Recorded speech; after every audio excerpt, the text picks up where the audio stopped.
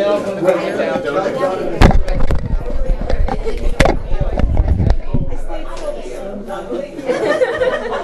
good for you. Call me any.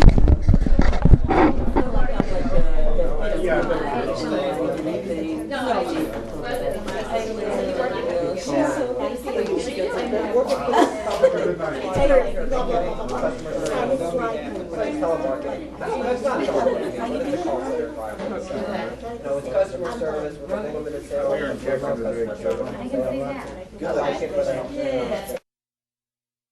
Is he coming to any meetings? No. So it's like, it's not panic. No. We're just, the only dilemma we'd run into is we have about Open around the house. $30,000 on a two property. Now, He's going to that 2 or 3 days. based on contract, I mean, like if we couldn't get a mortgage or something, like get it back. The closing date for the house we live in is November 15th, and the closing date for the He's got a description of that. November 29th. So we were hoping from that in December, it would probably take about 8 weeks. And John said that 8 weeks maximum to do the renovations. So we were hoping to open up in the very beginning of 2008. That would be like ideal, but you know, it's all right. This is the first time that we've run into it. And when I was speaking to him, was he planning on doing the project with his girlfriend originally? Because he had mentioned that his girlfriend was trying to get grants to do the project.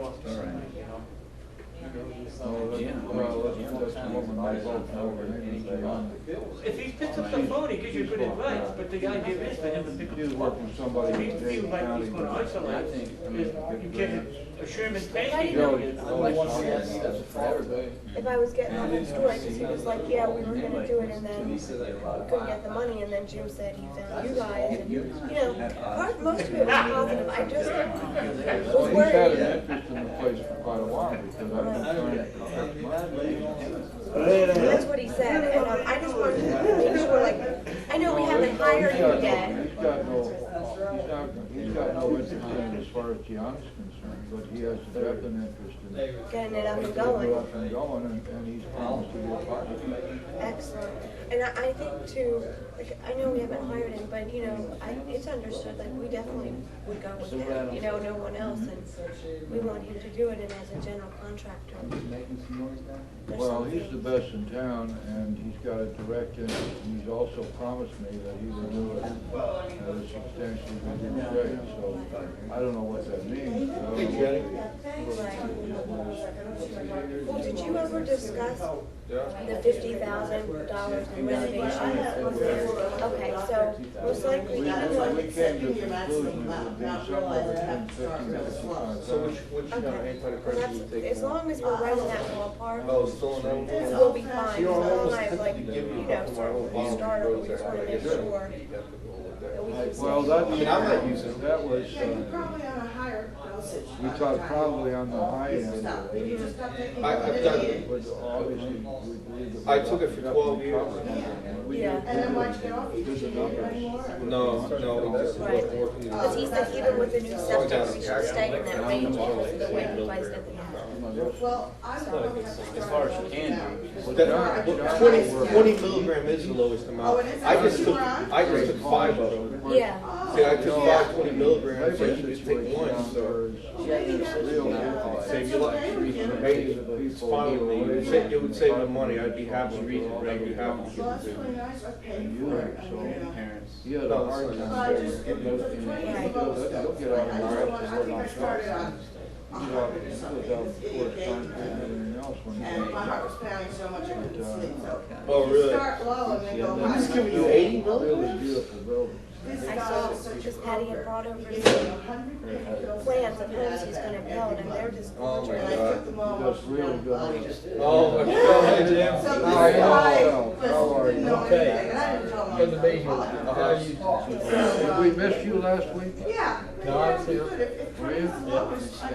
I had company here. Just get back. Couple of those Sundays, it would be a lot. I knew I missed you one day, it was not last week, it was the week before. Yeah, I had, one of the grandchildren spent the night, and we just, we're doing stuff. Yeah, well, I was gonna send you a please. Well, I wish you would. I can't afford that. I just. I know. Okay. You do too. So it just makes it worse when we get assigned to And it's the best one. I think it's the one for me. I was scared this morning. Yeah. And like you say, it's very important to wait about 3 weeks. Yeah. Saturday stayed on it for a few days, so naturally nothing works.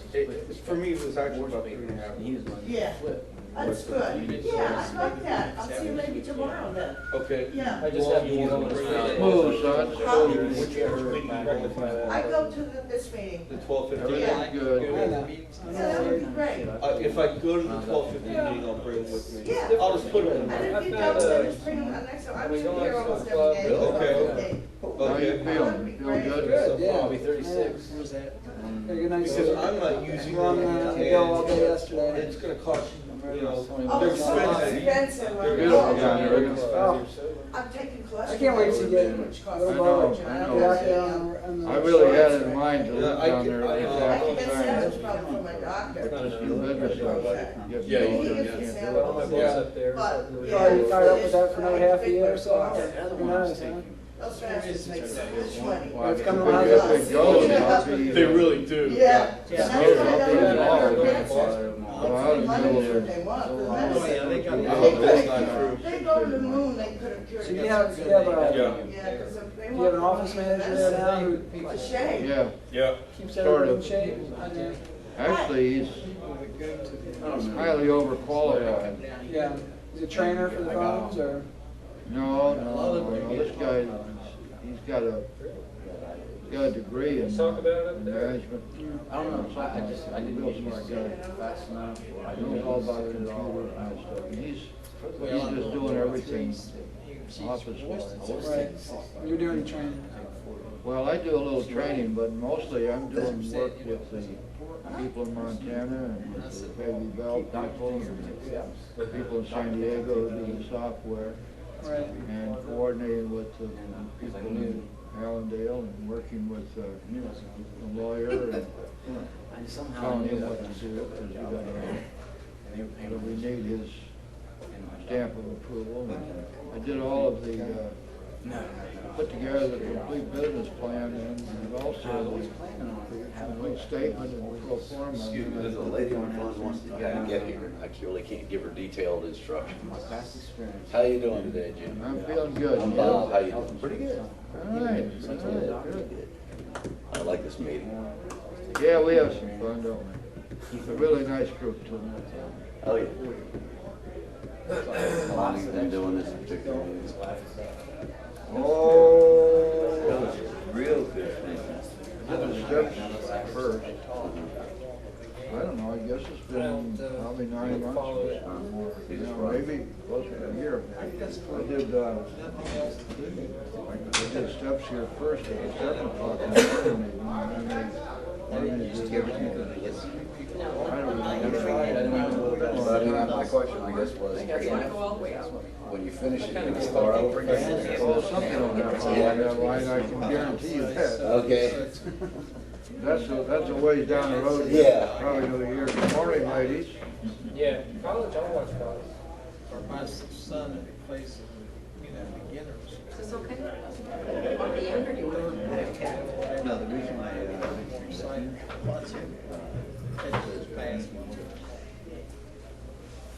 The guy in Florida. Well, you girls are all spiffed up today. Hi, Jim. Well, in your honor. Okay. Big storage, warehouse.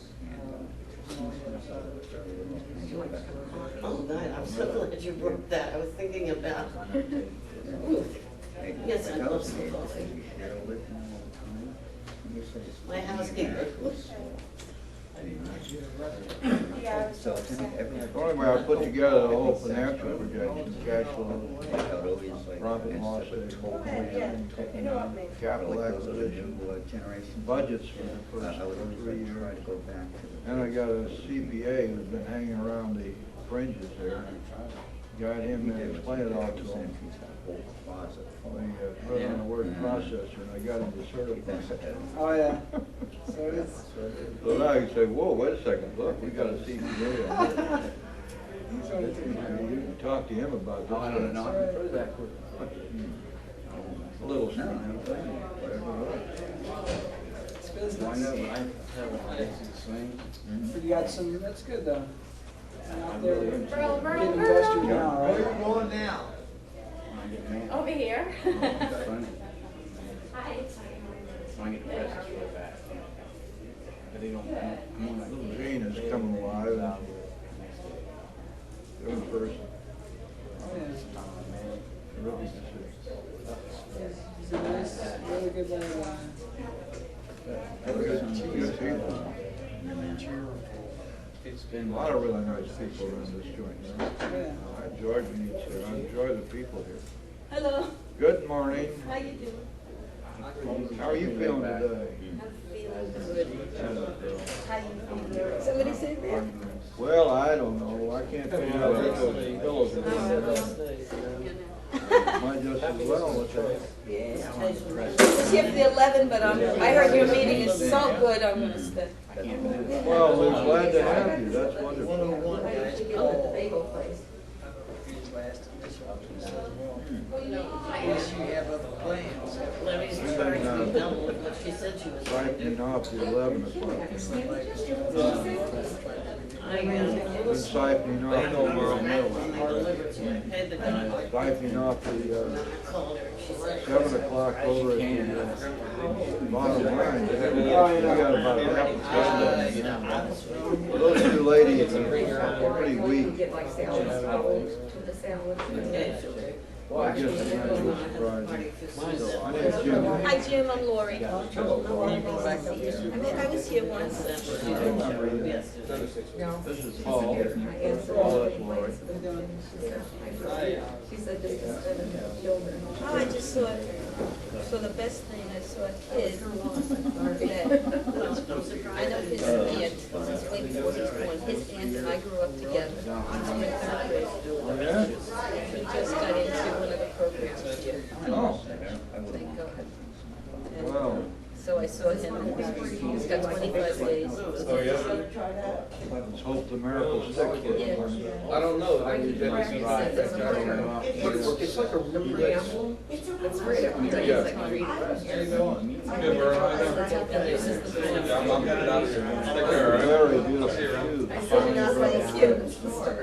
I sit here just like a. Like Charlotte Gordon. I did. It's so comfortable too.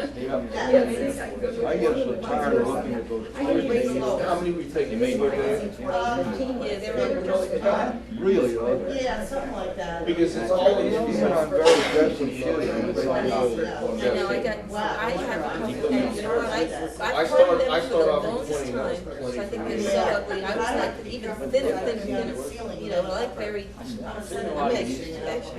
not at all feminine. Me too. On my stand. No, they're not. But these, Yeah, well, these are like not you shouldn't be taking thin, it to make your heart pound. thin But ones you I used to shouldn't wear take when I that was high younger. dose. High dosages Yeah. of blood, Yeah, yes. yeah. That's They true. kill my This feet guy down. must be a swell. Yeah, well, It's a good I though. heard about Yeah, they're comfortable. Yeah. Prozac. Oh, he was, he gave me all those pictures. The other shoes are like, Ativan, 100. shoes that are in style, some of them they look like monster shoes. And I thought it was hell coming off, wasn't it? Oh, the withdrawal from Ativan. And she said, oh, no, And they're I thought taking that Ativan was, not as strong as Xanax. I'm trying to get off of that. No, it's not. You know what, the clothes today though, that I are found out coming they out they in use it in look like the clothes I wore when I was 13 years old. Xanax. Hippie clothes, the jeans like worn in and Xanax? the jeans, they're all like that, and the shirts, Instead of restraints, that's peasant type of tops. I saw one the other day. Yeah, it's like I wore when I was 13. Well, I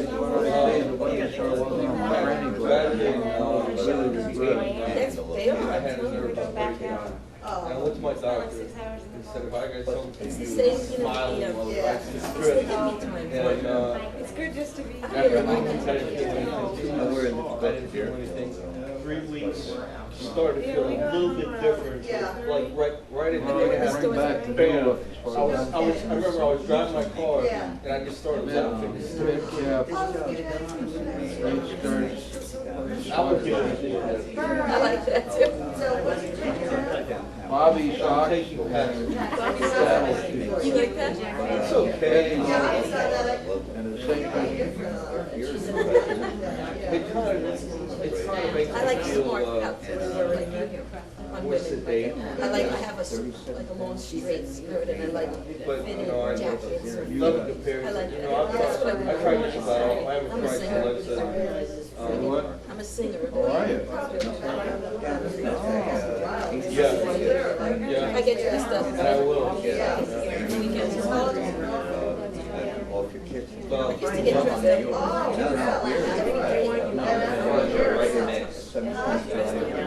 That's a great deal. That's a great He's deal. layering them for me too. So where are you? I mostly dress. Next week I'll be at the Boca. oh, really? I know that. I've never My schedule for Monday for work, so This week I was at Sheridan City Hall. I think just one. I think just one. You have a band you work with? My band.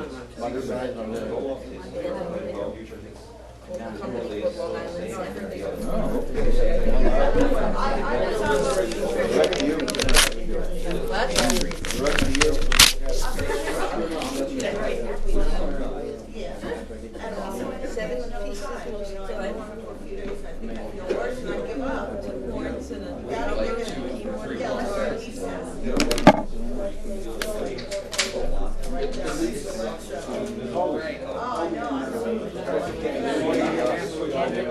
just call me, leave your message, your number, okay, and I'll call you back.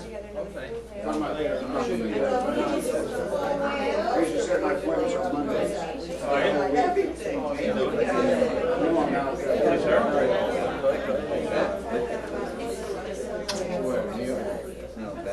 Thanks, sir. Everything's fine. Hey, how about you? Better, never been better, never been better. How this meeting's really picked up though, right? It's actually slacking. About time to go to work.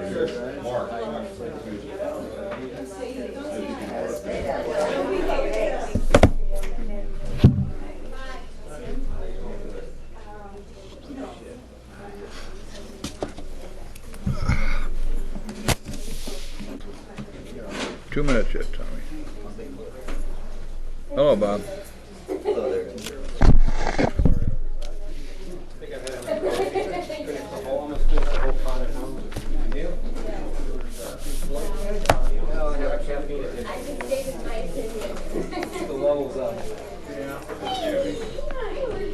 Hey, Art. How you doing there, sport?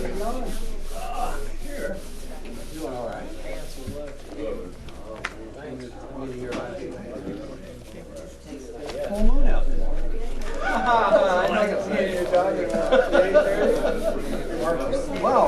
I got a late start. I can't remember that game. On Saturday nights and stuff. Everybody loves out. Yeah. Now house and stuff were really good. Right.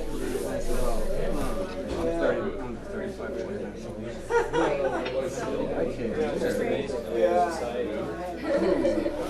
It's interesting. I never stayed for it. Now it's more gone to once. I was in operation. What's that?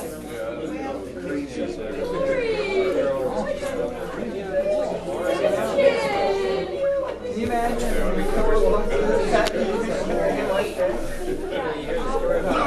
don't want to take a line.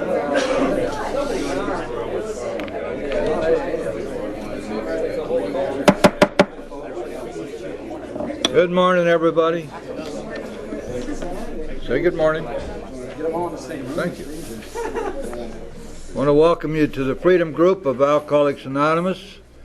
We meet here every Sunday at 12:30, and this is a Big Book study meeting. It's an hour and a half in length, and we take a 10-minute break at the halfway point. And my name is Jim, and I am an alcoholic. Hi, everybody. I'm glad to see all of you here today. What a beautiful day today, huh?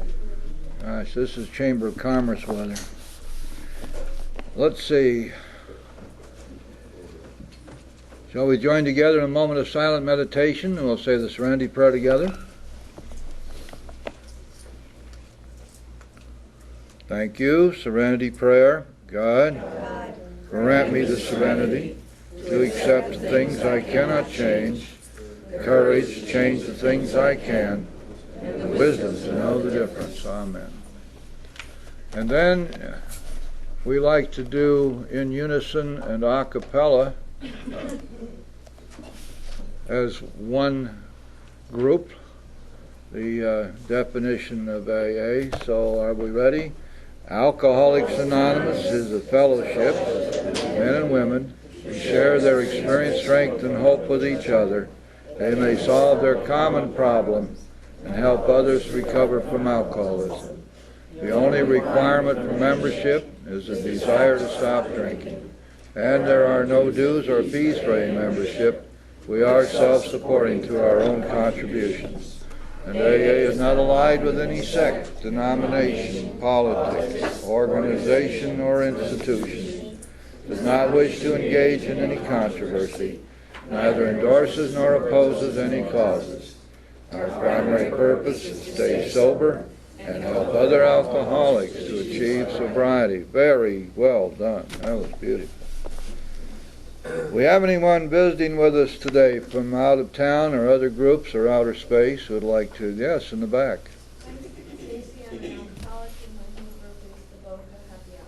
Is that Stacy, did you say? Hi, Stacy. I'm Chris, I'm an alcoholic, and my home group is the basic text group at Bethesda by the Sea. Well, Chris, we're welcoming you too. Any other visitors today? Yes, ma'am. My name is Lori Jo, and I'm an alcoholic, and this is my first time in this meeting. Well, hi, Lori Jo. All right, good. Welcome to you. Anyone else? How about anybody who's been out improving their resume or performing additional intense research who's just coming back? Like to give us your first name. Anyone who's at their first AA meeting? Please let us know. Just give us your first name so we can gang up on you. Promise not to hurt. Okay. It's customary and traditional in the Freedom Group to read a portion of Chapter 5 from the Big Book of Alcoholics Anonymous. And where in the world is Elizabeth today? Well, I never. Paul, you get to read. You're not nearly as pretty as she is, but you can do it anyway. I'll get my hair done next week. Okay. I'm Paul, I'm an alcoholic. Hey, Paul. Chapter 5, how it works. Rarely have we seen a person fail who has thoroughly followed our path. Those who do not recover are people who cannot or will not completely give themselves to this simple program. Usually men and women who are constitutionally incapable of being honest with themselves. There are such unfortunates. They are not at fault. They seem to have been born that way. They are naturally incapable of grasping and developing a manner of living which demands rigorous honesty. Their chances are less than average. There are those, too, who suffer from grave emotional and mental disorders, but many of them do recover if they have the capacity to be honest. Our stories disclose, in a general way, what we used to be like, what happened, and what we are like now. If you have decided you want what we have and are willing to go to any length to get it, then you're ready to take certain steps. At some of these we balked. We thought we could find an easier, softer way, but we could not. With all the earnestness at our command, we beg of you to be fearless and thorough from the very start. Some of us have tried to hold on to our old ideas, and the result was nil until we let go absolutely. Remember that we deal with alcohol, cunning, baffling, powerful. Without help, it is too much for us. But there is one who has all power. That one is God. May you find him now. Half measures availed us nothing. We stood at the turning point. We asked His protection and care with complete abandon. Here are the steps we took, which are suggested as a program of recovery. 1, we admitted we were powerless over alcohol, that our lives had become unmanageable. 2, came to believe that a power greater than ourselves could restore us to sanity. 3, made a decision to turn our will and our lives over to the care of God as we understood Him. 4, made a searching and fearless moral inventory of ourselves. 5, admitted to God, to ourselves, and to another human being the exact nature of our wrongs.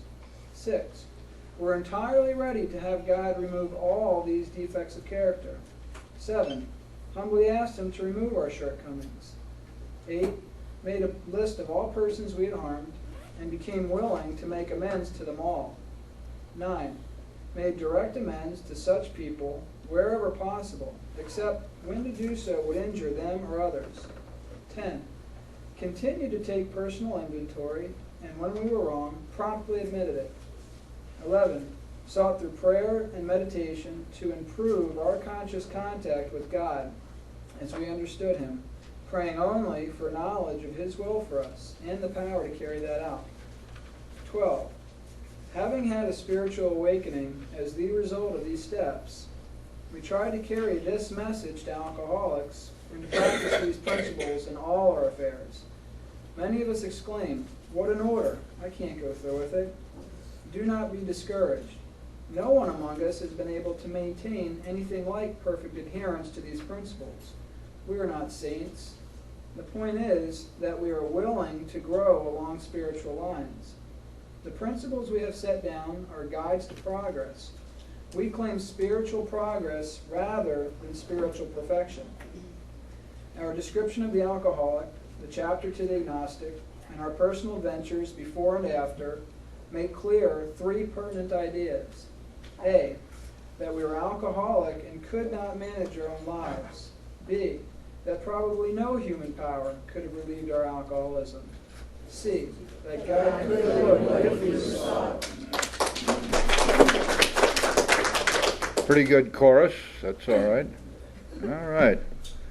Open your books up to page 33, please. 33. We are studying the 3rd chapter, more about alcoholism. And let's orient ourselves here before we get into the text.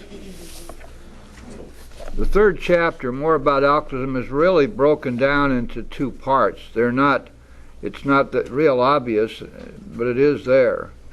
The first part of this chapter, from page 30 through the top of page 35, deals almost exclusively with the first step. In other words, on page 30 we had the definition of the 3rd step, that we learned that we had to fully concede to our innermost selves that we were alcoholic, that this is the first step in recovery, and that the delusion that we're like other people, or presently may be, has to be smashed. And there is a substantial discussion here in chapter 3, which really revolves around this question of the obsession that we have to believe that somehow we're going to be able to drink like normal people. There seems to be an innate, very powerful drive in us that wants to drive us back to those good old days. We will romanticize how wonderful it was, and we can remember how it felt when we first were drinking, because it took away our fears and it made us feel so good, and we were able to really be involved in parties, and we could have fun, and we could relax, and all those things that alcohol was doing for us at first. And so there seems to be almost a subliminal, very powerful drive within us to deny that we can never safely drink alcohol again. Remember, Dr. Silkworth, in his opinion, made that quite clear, that for the real alcoholic, and this is a person like you and me who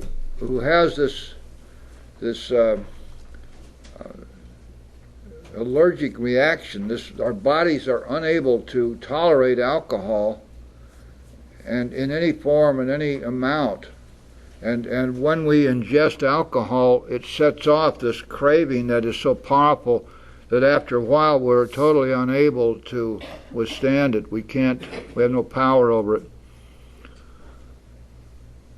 And the realization during the working of the first step that this is so, that in fact we're looking at a lifetime of without alcohol, a lifetime of abstinence. The plug is in the jug for good.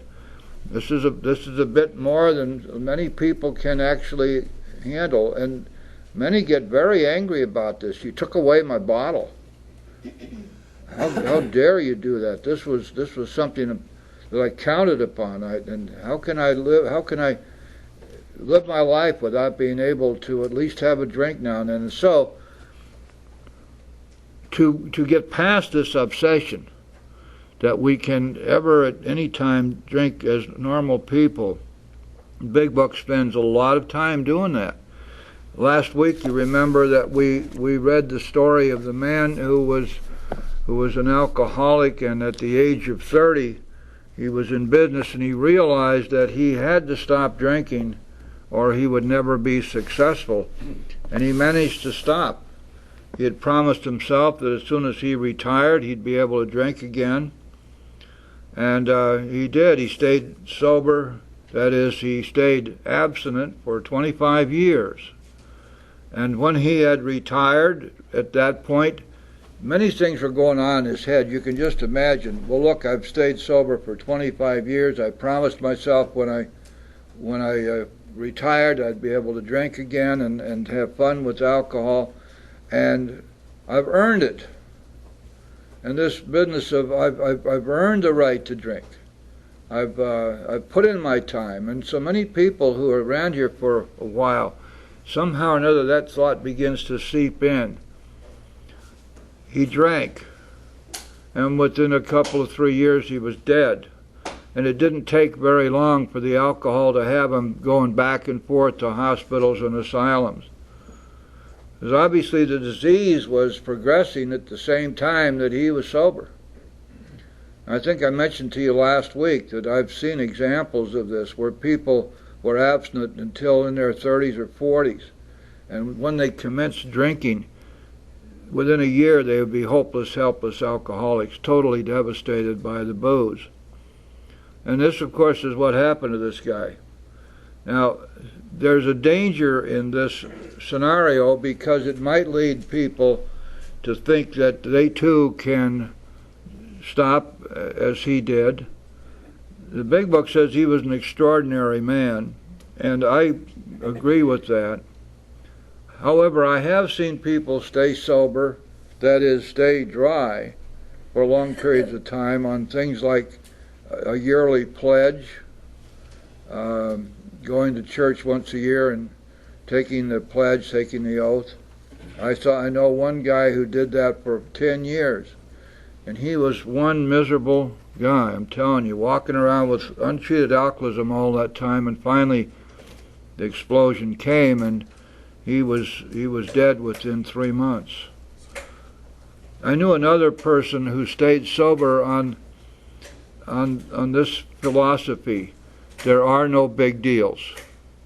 There are no big deals. This was his program. This was his higher power, and he would manage to stay sober for a while.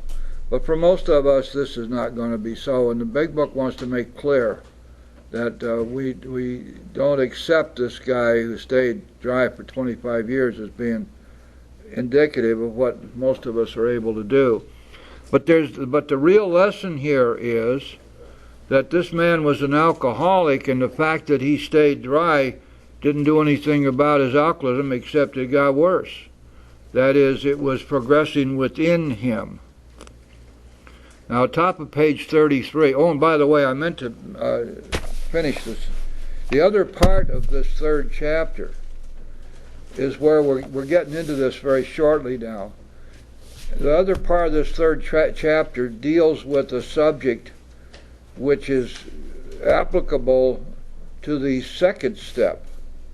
So the third chapter deals with first step material and then second step material.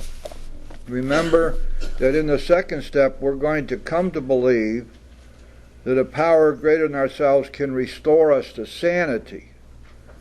And that's the hard nut to crack, because so many of us have never been consigned to a rubber room. We've never been adjudicated in a court of competent jurisdiction, nor have we ever been diagnosed by a competent or even an incompetent psychiatrist as being, excuse me for that, as being crazy, insane.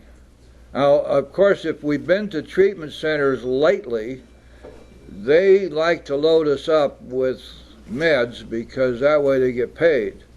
And so it's pretty interesting. Some of the people coming out of treatment centers now are convinced that they're really screwy. I mean, they got to have all this stuff. They got to be zombieized, or they can't make it. And in most cases, that's just not so. It is true for some, I guess. But the point being that second step can look kind of bad to the average person coming in the door, because read that word, restored to sanity. What do you mean? And I'm not insane. Nobody's ever said I was insane. I just drink too much.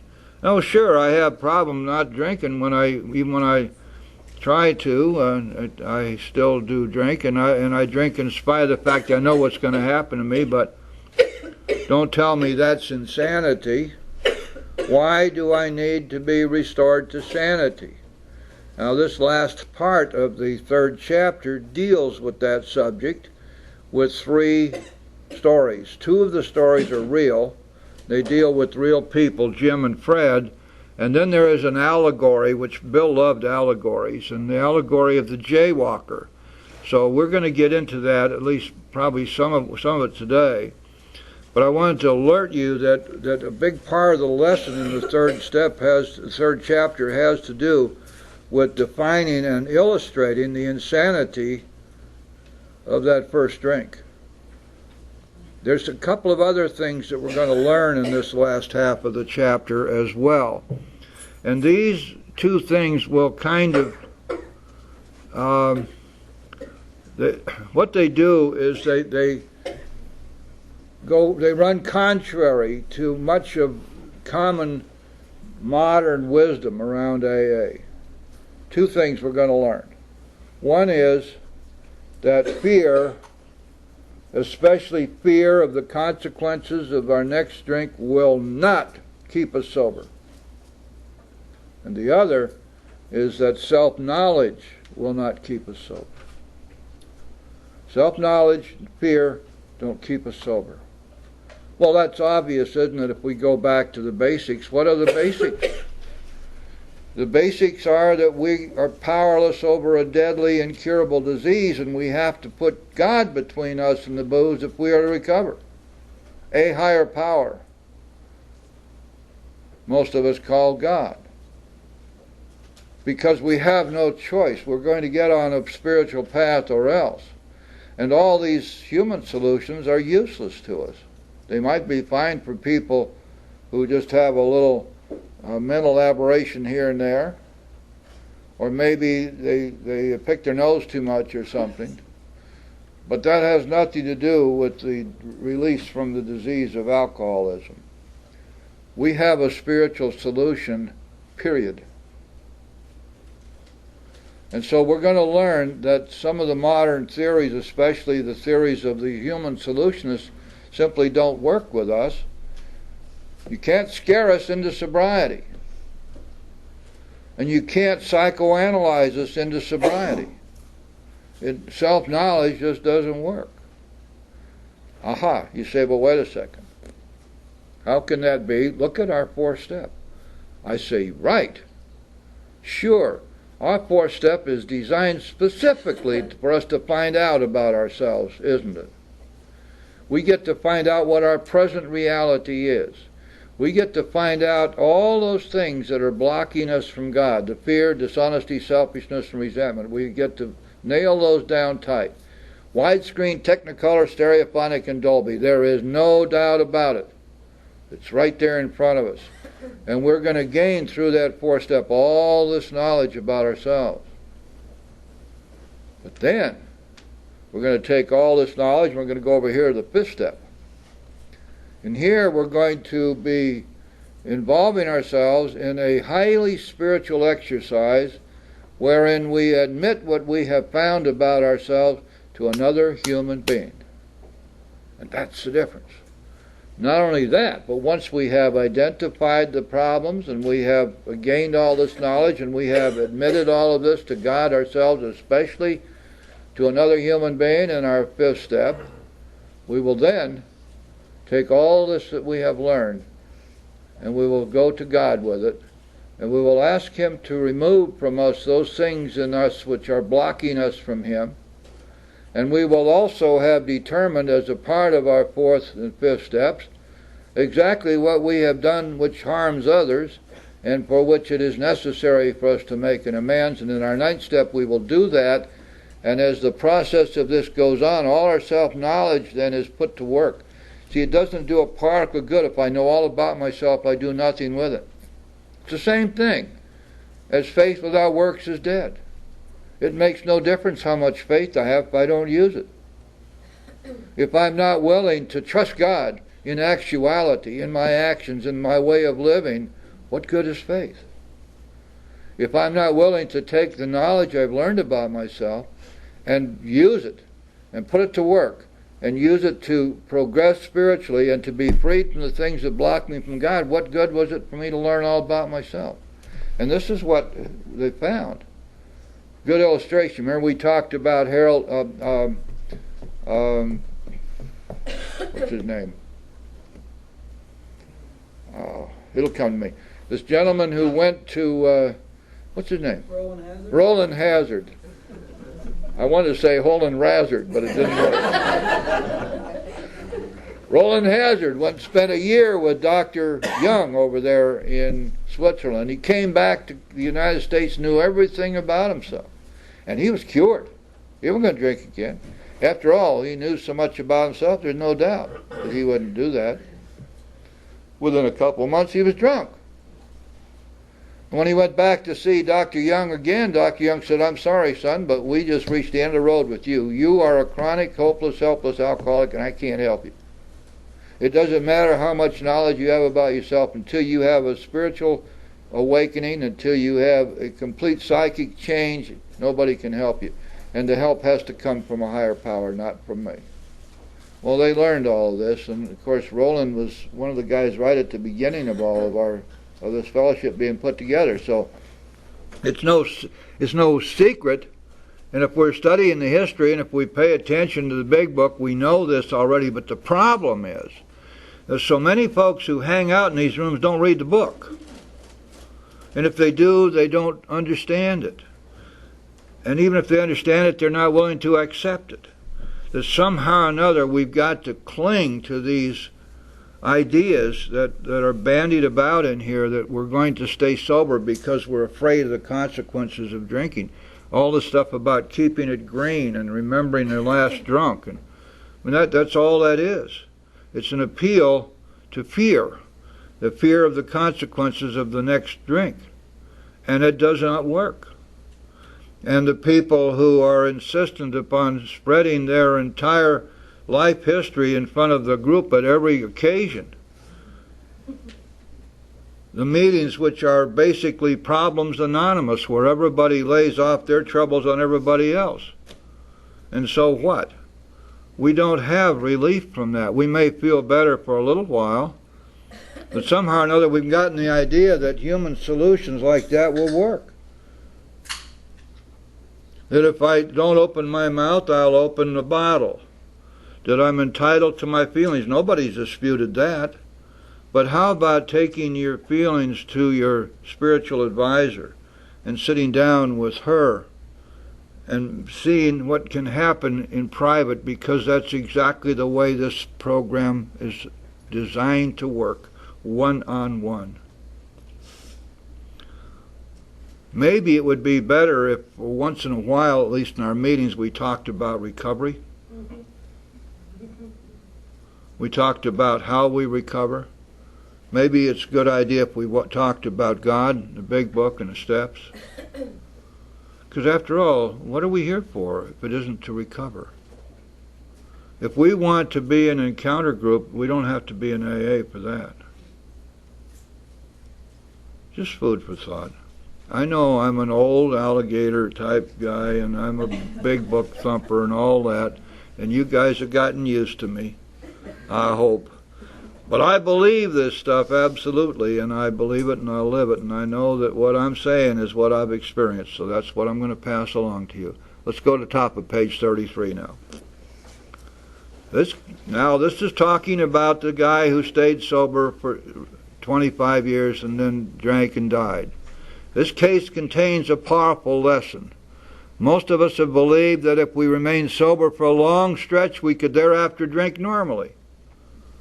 But here's a man who at 55 years found he was just where he had left off at 30. And I'm going to say editorially, or worse. We have seen the truth demonstrated again and again. Once an alcoholic, always an alcoholic. Take that back to your first step, guys, and you see how it fits.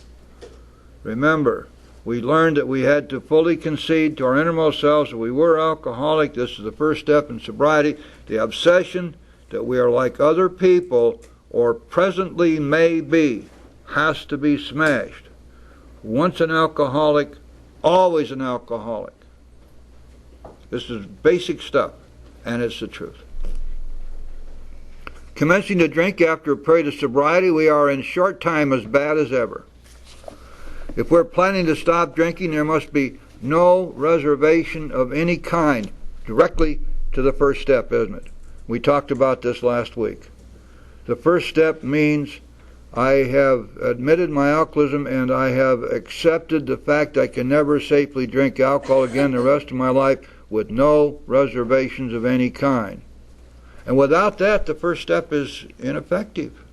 Because if I'm coming into my subsequent steps with reservations, I'm not going to get it. I'm holding my breath. I'm waiting until I feel good again. I'm going to do the window dressing. Some people said, fake it till you make it. All right, I'm going to fake it. But boy, the moment I feel good again, watch my smoke. I'll be just a vapor trail over the Everglades. Okay? No reservations of any kind, nor any lurking notion that someday we will be immune to alcohol. It ain't true. And so we can see the depth and weight of the first step by all of this, can't we? This first step is not something that we piddle around with. This is not something you can schmooze over. It has nothing to do with coming in here and saying, my name is Jim and I'm an alcoholic. And now you guys got to let me into all your closed meetings. And by saying that, I assume that I'm accepted into the club, right? And you promise me no dues or fees. All I got to do is be an alcoholic. Oh, man. That's why we know, don't we, that the first step really is a gift from God. Because we can't make anybody take it. And we can't make ourselves take it. That is, we can't make ourselves come to this deep down knowledge and concession in the bottom of our soul that no doubt about it, I'm an alcoholic and I can never ever take another drop of alcohol as long as I live. We can't make anybody believe that. Answering 697 questions doesn't do it. Or even 435 questions. And it doesn't make a particle of difference how much we may examine the unmanageability of our lives, because that doesn't prove anything. Sooner or later, to work the first step, we're going to have to read the book. We're going to have to get to meetings. We're going to have to talk to people who are in sobriety and really working a program. But most of all, we're going to have to start praying. Because we got to open the door, and we got to let God come in. And when we do, we will receive the gift of this concession to our innermost selves, and we will receive the gift of the acceptance as a fact that we can never safely drink alcohol again. Going on, young people may be encouraged by this man's experience to think they can stop, as he did, on their own willpower. We doubt if many of them can do it, because none will really want to stop. See, now that's the key, isn't it? Sure, if you haven't gone too far in the progression of the disease, and it is progressive, by the very nature of the disease it is progressive, starting over here at some little speck just past zero, and then going on over here to living behind dumpsters and spending time in jail and institutions and then dying. So we know it progresses. And somewhere along that continuum, given sufficient reason to do so, many can stop. But the problem is just what it says here, because none of them will really want to stop. You see, the big book tells us this. Let's read this for ourselves. Turn to page 96, please. I know we've done this before, but we just need to keep reminding ourselves. 95, I beg your pardon. 95. We need to repeat these things to ourselves so that they really sink in. Because there are basal truths to this whole thing. And they never change. And there may be a lot of frou-frous out there and other stuff going on, but the basic truth never changes. We want the 1, 2, 3, the third full paragraph. Page 95. We have given the big book, we have given our story to a newcomer, and now, if he is sincerely interested and wants to see you again, ask him to read this book in the interval. We've talked about this before. It's this book means the whole book. It doesn't mean a part of the book. After doing that, he must decide for himself whether he wants to go on. Notice the same word here, wants. We were reading back in chapter 3. Sure, maybe they could do it, but they don't really want to. If he wants to go on, he should not be pushed or prodded by his wife or his friends. Why? Because if he's to find God, the desire must come from within. You see? And so sometimes we get really overzealous trying to make people believe or make them accept, and we get a little desperate sometimes because maybe they're dear friends or relatives. And yet the truth is that if anyone, and that means you and me, is to recover using this spiritual program, the desire to find God must come from within us. It cannot be forced upon us. And I don't care how many lectures we go to, how many times we sit in encounter sessions, how much knowledge we have, how much fear is pounded into us. If we don't achieve that desire from within, we're not going to make it. And we can't force that. We can't make it happen. But fortunately, there's a loving God out there who wants it to happen. We got to cling to that, to know that the second greatest miracle of our lives is when we walked in that door, the first being when we were born. And God got us in here, and He wants us, or we wouldn't be here. But now it's up to us. And He will help us, but so many people close their minds. You see, it is not that fear helps us, it is the fear that destroys us. Because the fear is the fear of sobriety, the fear of not having alcohol, the fear of having to change our lives completely, the fear of having to look at ourselves and having to admit to ourselves and to another person, and the fear of having to make amends. These things are very real. And so many people can't get past them. Anyway, going back on page 33, we doubt if many of them can do it because none will really want to stop, and hardly one of them, because the peculiar mental twist already acquired, will find that he can, I'm going to add in here, in fact, win out. Several of our crowd, men of 30 or less, had been drinking only a few years, but they found themselves as helpless as those who had been drinking 20 years.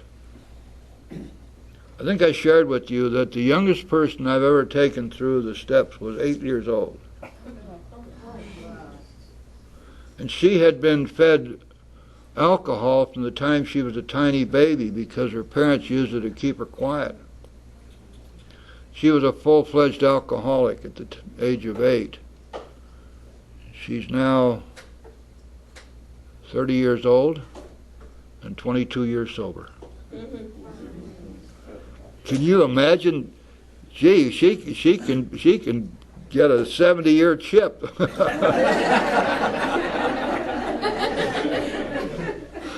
And I thought I was doing well when I doubled my age. She's a dynamite lady. In fact, I believe she'll be going as a delegate in the next round. And she's a good friend of both of my daughters. They're they're older than she is, and they're Al-Anons, but they've for some reason or other gotten acquainted, and they like each other a lot. I told you my youngest daughter is a 9th degree black belt Al-Anon. I mean, she's really terrible. She definitely has fallen for the little sisters of vengeance. And every time she goes to a meeting and says, "My alcoholic," guess who she's talking about? I told her a long time ago, will you cut that out? My God, it's been a while since I even had a drink. Why you go around talking about my alcoholic? So everybody else does. If you're an Al-Anon, you don't have my alcoholic. What the hell have you got? Why are you there? Okay.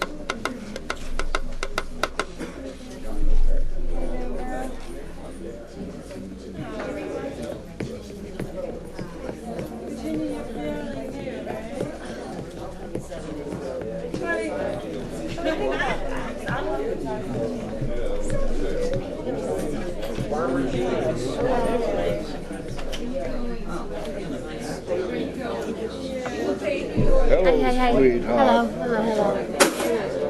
Let me get you some more water.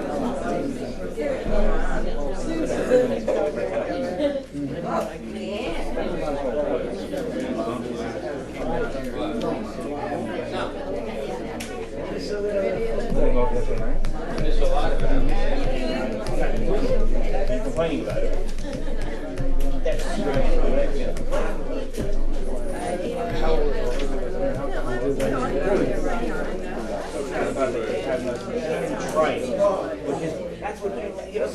Hey, Doc, what you doing limping? I wish that knee would get better, but I don't know that it's going to. What's going on with you? I'm finished up on that stuff that we spoke about last time, about putting down the names of the people who were important to me. I was wondering if, when you get done, if we could have a few minutes so I could just go over that with you. Sure. You bet. Thank you. I'd love to do that. I'm sure you do, and I appreciate it very much. You know that. I wish it was better.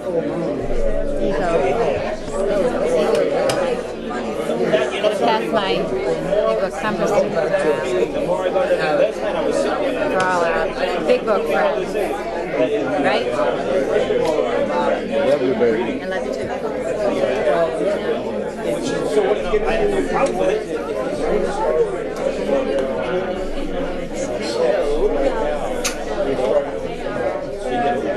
All right. I went to Washington to get it. I'm joining the crowd. Yeah. Good. It's about damn time. What I want is I want a paperback. I might have actually. I have two of them. Yeah, I gave all mine out.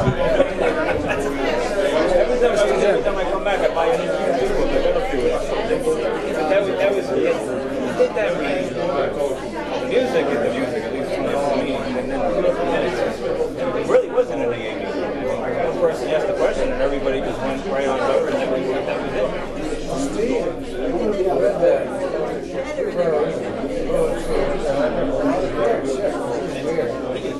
was That's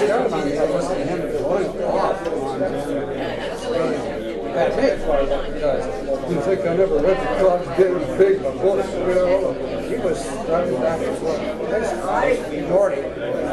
Yeah, well, you got I it. knew his comments were meant for me because nobody else. This is that me. The question was false. They just destroyed